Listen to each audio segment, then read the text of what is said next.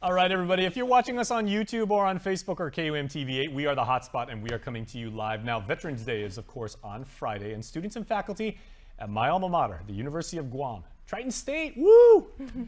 We are honoring all who served with a Veterans Appreciation Week and a tribute slate for next week. Now, joining me now are Eileen Artero, way over there on the right, who supports veterans student initiatives, and a student herself, Kiana Perez, in the middle, and of course, the Dean for Enrollment Management and Student Success, the one and only Dr. Lawrence Camacho, of course, himself a veteran of the United States Army. So, like, Doc, good to see you here, and thank you for your service as always. Thank you so much. I'll never tire of saying that.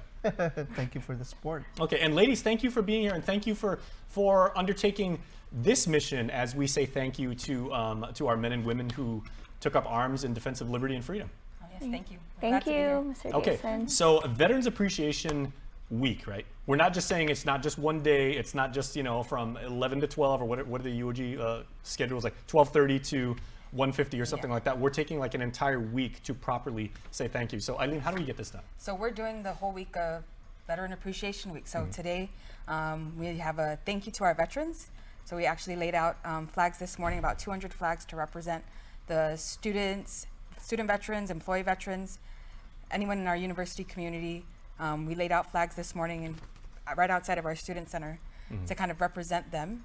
And then we also just encouraged our student population and as well as our employees to kind of just thank a veteran. You see a veteran, why wait till Veterans Day? Let's go ahead and start that today. Exactly. Yeah. Because they're serving 24/7 too. Oh yes, and so we had that scheduled for today. We have 2 days of a kind of dress to support your veterans as well. So we have Tuesday, we have wear your red, white, and blue outfits in show of your support, almost like a Spirit Week kind of thing, right? So we kind of want to make sure that our veterans know that they're appreciated and that they're thanked for their service and everything that they've done and their sacrifice and their commitment, definitely, because it takes a lot of commitment to be able to be a veteran and to do that service. So Tuesday, Wednesday, we have our Serving Those Who Serve, and special thanks to the Jamaican Grill for helping us to be able to put this on. Who always support veterans. So shout out to our friends over there at Jamaican Grill. So we have that, and then Thursday, we'll do another Dress for Success, wear your favorite stars, stripes, and camouflage. Very nice. Yeah. Okay, now of course, and I love how you phrased that, Eileen, how you set that up, because so many members of the UOG community, and with that I include students, faculty members, administrators like the dean, you know, even members and employees of UOG and everything like that are serving, have served. You know, you've got the ROTC department, which is, you know, nationally renowned for, you know, for being amazing. I remember when I was a senior at UOG, I had a Dr. Stan McGahey, was a professor of mine who taught me tourism. He himself was a former paratrooper from the 82nd Airborne Division. So, I mean, the connection between the university community and the military is long and very, very proud. Would you agree, Dean? I totally agree. And now it's we got to get to this point where the university now returns that favor back to those who have worn the uniform, right? And those who continue to sacrifice wearing the uniform. It is a way for us to demonstrate how grateful somebody like myself for what has already been done by the university, but what more can we do, right? And that's why we said, you know what, we usually have Veterans Day tribute on Veterans Day or before or after the Veterans Day celebration, but we want to go beyond that now and just make it a week of an appreciation. Excellent. For our veteran students, for our veteran employees, and for any veteran for that matter, where the institution can demonstrate that could be something that I hope is, you know, out there for our community to see that the university is serious about this. Now, Kiana, if I may, from a student perspective, right? You know, you guys are the future leaders of tomorrow, and the skills you're being taught not only in the classroom, but the company you keep. And again, you see so many people who are actively serving right now, or who have served and are using, you know, their time in the military to finance their education. Right. How do you actually spread that message throughout, you know, the student body at UOG? So first of all, I would like to thank Miss Eileen Artero and Dr. Camacho and yourself, Mr. Jason Solis, for having me.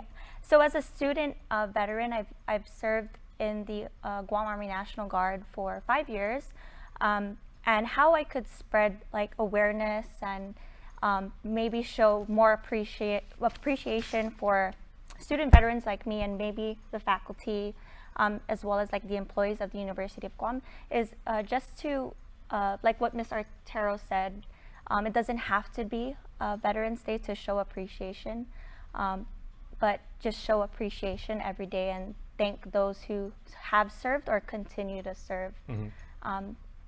Not only for veterans, but everyone around. Absolutely. Now, let me ask, and again, thank you for your service as well. You're 5 years in Yes. with your military service, Yes. And you're a freshman at UOG. Yes. So, what message do you actually pass along to maybe students younger than yourselves or other people who are serving and want to go and get higher education and just about the commitment and the self-discipline and these are all traits that they teach you in Right. the military, but you now apply them as a collegian. Right. So my initial plan after graduating high school in 2018 was to go straight to college, but I had a calling to join the military, and then after maybe four years, I decided I wanted to make use of the benefits, which I currently am using the post 9/11 benefits. And matter of fact, Miss Artero was the one who helped me get that. So for those who are serving and they decide they want to go to UOG or any college, just go for it. Yeah, just go for it. And may I ask, what rank are you right now in serving, and what's your MOS? What job do you do in the military? Sure. I'm an E4 specialist. I'm an infantryman. Infantryman. You're the hardest of the hard, infantry. Can I get you to take a look in that camera right there and give me a good infantry hoorah? Hooah. There you go. That's infantry. Everybody, those long, yeah. the long rifles and everything. Rifles. You wear that unit badge on you, you get universal respect worldwide. Yeah, but Trust. so also with the University of Guam, now that I'm an E4 enlisted soldier, my plan is to do the ROTC program to commission. I was gonna say you're gonna yeah. become an officer just like that when you complete your education. Exactly, and Well, maybe also- not just like that. You still got some training to go through. Yes, the University of Guam is also a very military friendly, very military friendly. Like all of the professors that I have, they are very understanding and supportive of all the student veterans that we have in regarding like assignments or maybe drill weekends and drill notifications. They're very supportive. Yeah, other undergraduates would just say like, oh, what did you do this weekend? Oh, I had to help my family out with the village fiesta, or I Yeah. went out to the bars and I had a little bit of fun. You were like, oh, I jumped out of a plane and then swam. I was on the shooting range practicing, my marksmanship for Right. 10-mile Yeah. rock mortar. Exactly. So, well, Eileen, can I ask, how do you make sure that long legacy and that tradition and the respect for UOG students who are serving or who have served, how do you make sure that everybody's aware of that and then maintaining that tradition of excellence? I think continuing to make sure that they're aware, right? They're aware and educated on what's available to them and the resources that are out there for them to use. And if they have trouble accessing those resources, that's kind of what our overall goal is, to be able to be like a Veterans Resource Center, to be able to say, okay, you have questions, you would know exactly where to go, exactly which office to go to, and even if it's a question that may not be related, we could try to help figure that out. We talked earlier about mental health and, the resources that are available. I was joking with Kiana. I said, we have connections. We know people. We can find something. So if it's something, if it's a need Yeah.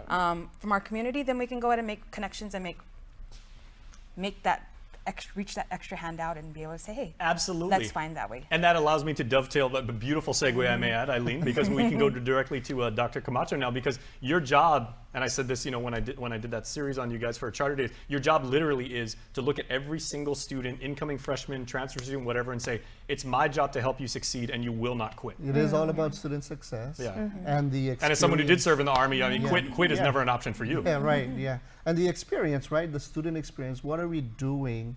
There's this ecosystem of so much support for any student at the university. One of them being for veterans, right? So what does that look like, and how does that match to making sure that all of our students who come through the university are successful and are, graduating at the time that they want to graduate, right? So we do everything we can institutionally. We have to look at that and then develop those strategies. And one of the big strategies that we have in this Parahulu 5-year master plan that we've carved out since 2019 is the student experience. And one of them really is to do the best that we could when it comes to the veteran students, the student veterans that we have in our population. And thankfully, we've been military friendly, as mentioned, for 3 straight years now, as ranked by GI Jobs on the silver ranking when it comes to that. How we do that, we have to look internally within our system, see what's in there, and report to them, and then they evaluate whether or not we are indeed military friendly amongst many other universities. And we've that's scored really bragging well. rights. I mean, to be sure, and I mean, Yeah. it helps with Yes. it helps with student recruitment and everything like that. But I think Yeah.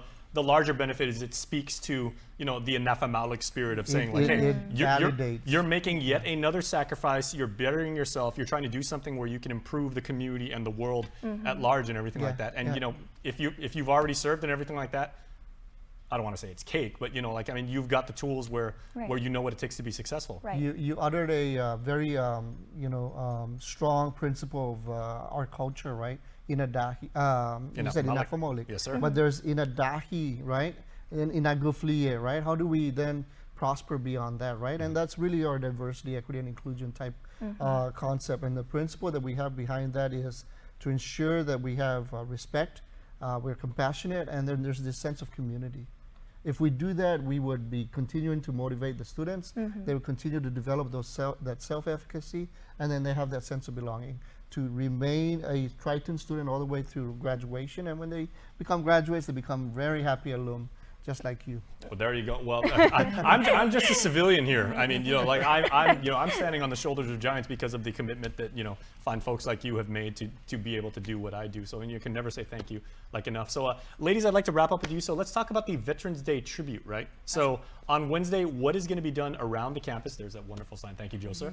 And what's going to be done, and how do you make sure that everybody gets involved? So that's for next week. Next week, pardon me. Next week, Monday. Yeah. So is our Veterans Day tribute. So that's going to be basically kind of like a culmination of all the week's activity. We want to be able to come and truly honoring all who served. So honoring all who served on that Veterans Day tribute. And so that's going to be at the University of Guam Cabo Fieldhouse on the 14th, November 14th at 11:30.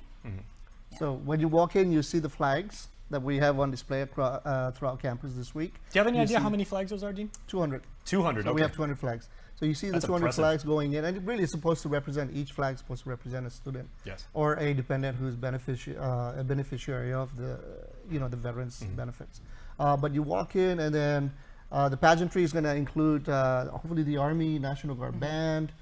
We have a guest speaker from the National Guard. The commanding general was there. She told me this morning she really wanted to be there. She's ready for it. She was ready for it, except now she's getting pulled to another mission that she has to attend to. But we're going to certainly have another guest speaker in her part to be the keynote speaker. But we'll have the ceremonial opening remarks. We'll honor the veterans. We'll have MIA POW table, that's missing in action prisoner of war table that we would kind of educate our community about, right, as part of the script in that ceremony.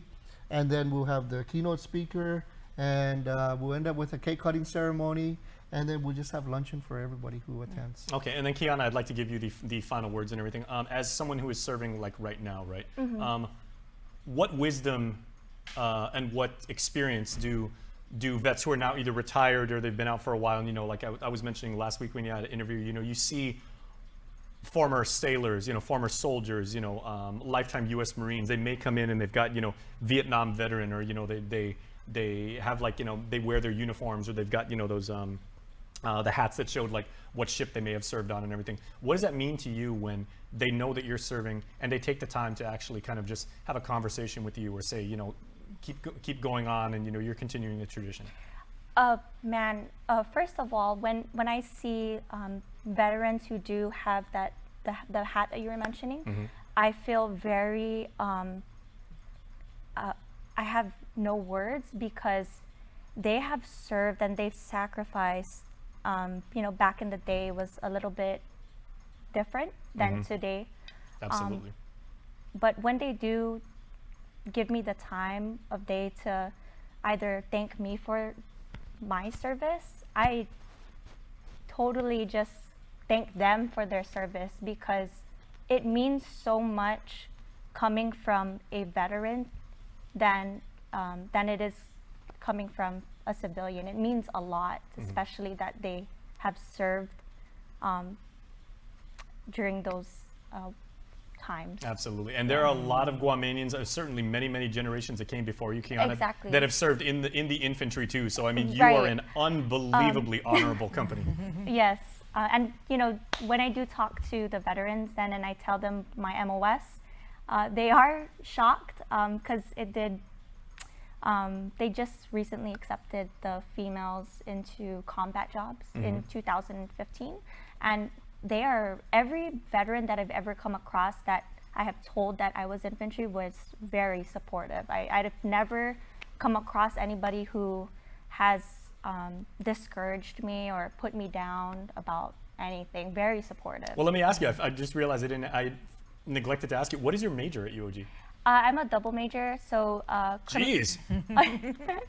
You really don't have a lot of free time, do you? Which I think is awesome. So criminal justice and public administration with Okay. a minor in military science and leadership. Okay, so people are going to say you went through infantry school, being able to pass write a paper for Dr. McNinch and everything like that. You can definitely do Shout that. out to Dr. McNish. Absolutely, shout out Ron, one of your finest here. So all three of you have earned the respect for the commitment you've made, again, for the self-discipline, for the sacrifices that you've all made, and the fact that you're now doing this in turn to shine the light and give their due respect to anyone who has ever served in the U.S. military. Thank you so much, Idris Masi. Thank you. Thank God. you for having us. Okay, and go UOG. Viva! Viva Viva! veterans. There you go. Viva veterans too. All right, we will be back to wrap up the show right after this. Please stay tuned.